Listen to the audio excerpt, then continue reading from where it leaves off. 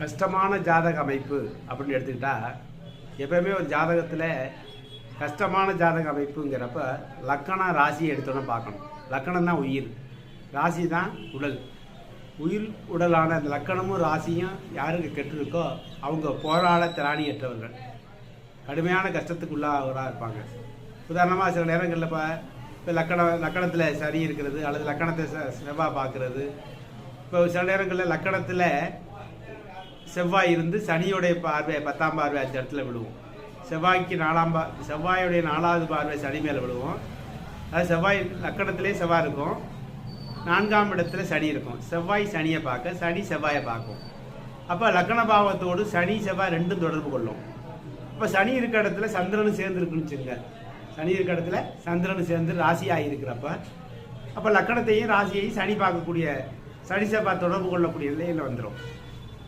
நான் சொல்றது புரியுதா? எந்த லக்கணமாக இருந்தாலும் லக்கணத்தில் செவ்வாய் இருக்கு, லக்கணத்துக்கு 4ஆம் இடத்துல சனி இருக்காரு, செவ்வாய் 4ஆம் பார்வையை சனியை பார்ப்பாரு, அங்கே சந்திரன் சேர்ந்துருக்கு, அதுவே ராசியாகவும் இருக்கும். அப்போ லக்கணத்துக்கு 4ஆம் இடத்துல சனி சந்திரன் 2 இருந்து லக்கணத்தில் செவ்வாய் இருந்தால் செவ்வாய் சனியை பார்க்கும் 4ஆம் பார்வையா, சனி 10ஆம் பார்வையா செவ்வாயை பார்க்கும்.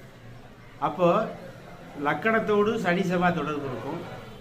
ராசியோடவும் சந்திரனோட சனி சேர்ந்து செவ்வாய் பார்க்கும். இன்னமும் அந்த சந்திரன் நீசம் பெற்ற சந்திரனாக இருந்துதான் போச்சு. அதில் இன்னும் உச்சபட்சமாக சொல்லும் பொழுது இப்போ லக்கணத்தில் செவ்வாய் இருந்து 4ஆம் இடத்துல சந்திரன் சனி சேர்ந்து ராகு சேர்ந்துச்சுங்க. இப்போ சந்திரன் நீசம், இப்போ சிம்ம லக்கணத்துல தான் அப்படி இருக்கும்.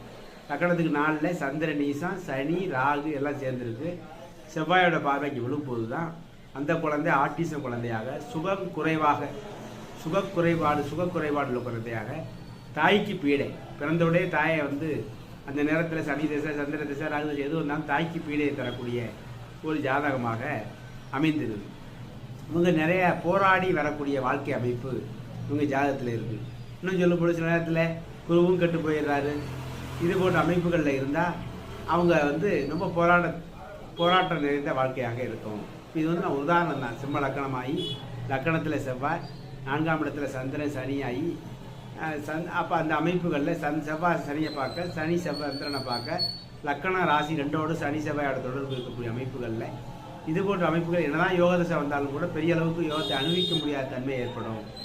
இது போன்ற அமைப்பு தான் அமைப்பு பிறந்தவங்க அவங்க கர்வப்பலன் ஊழ்வினை பெயர்ந்து வெளி இல்லாமல் கஷ்டப்படக்கூடிய அமைப்பு. இதே சிம்ம லக்கணமாக இருக்க அமைப்பில் இன்னும் குருவு நீசமாக இருக்குது அப்படிங்கிற மாதிரியெல்லாம் வந்தால் இன்னும் கூடுதலான கஷ்டங்களை ஒருத்தருக்கு தரும். சந்திரனோட சனி ராகு செவ்வாய் தொடர்பு இருக்கிறப்ப ஆட்டிசம் குழந்தையாகவும்